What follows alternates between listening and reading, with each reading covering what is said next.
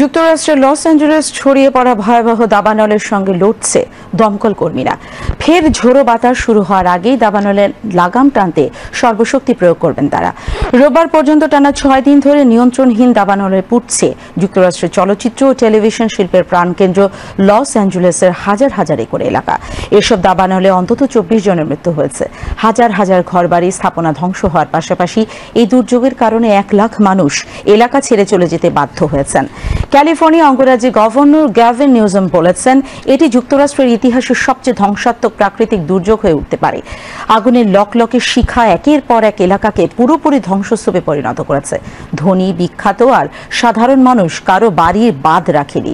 এলাকাগুলোতে যেন কেয়ামত নেমে এসেছে। কর্মকর্তারা জানিয়েছেন, এ পর্যন্ত প্রায় 12,500 ঘরবাড়ি ও স্থাপনা আগুনে পড়ে ধ্বংস হয়ে গেছে।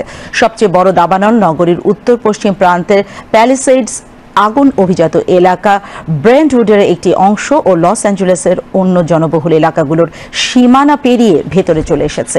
এই দাবানলের প্রান্তটি সম্প্রসারণ ঠেকিয়ে রাখতে দমকল কর্মীরা হোস পাইপ ও অন্যান্য যন্ত্রপাতি দিয়ে লড়াই করছেন। আকাশযানে থাকা দমকল কর্মীরা নিকটবর্তী প্রশান্ত মহাসাগর থেকে পানি এনে সেখানে ফেলছেন আর বিমান থেকে অগ্নি নিরোধক ছিটাচ্ছেন। লস অ্যাঞ্জেলেসের পূর্ব দিকের পাহাড়গুলোর পাদদেশের ইটন এল আগুন আরও 22 বর্গমাইল এলাকা পুড়িয়ে দিয়েছে। দমকল কর্মীরা একদিন আগেই দাবানলের 15% নিয়ন্ত্রণে আনতে পারলেও পরদিন তা 27% উন্নীত করতে সক্ষম হন।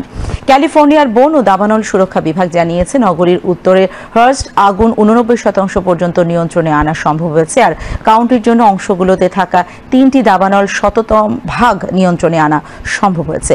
তবে পুরোপুরি নিয়ন্ত্রণে আসা দাবানলগুলোর কিছু আগুন এখনও অবশিষ্ট থাকতে পারে।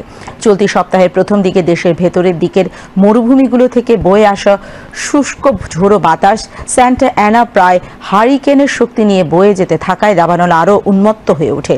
জ্বলন্ত অঙ্গারগুলো আগুনের প্রান্ত থেকে উড়ে গিয়ে 3 কিলোমিটার পর্যন্ত দূরে গিয়ে পড়তে থাকে। এতে এপ্রিল থেকে কোনো বৃষ্টি না হওয়া পর্যন্ত অঞ্চলটির পরিস্থিতি ভয়ঙ্কর হয়ে ওঠে। কিন্তু শনিবার ঝোড়ো বাতাস, যা স্থানীয়ভাবে স্যান্টা অ্যানা নামে পরিচিত, শান্ত হয়ে আসার পর দমকল কর্মীরা সংক্ষিপ্ত একটি বিরতি পান। এতে রবিবার পর্যন্ত দাবানলগুলোকে কিছুটা হলেও নিয়ন্ত্রণ করা সম্ভব হয়।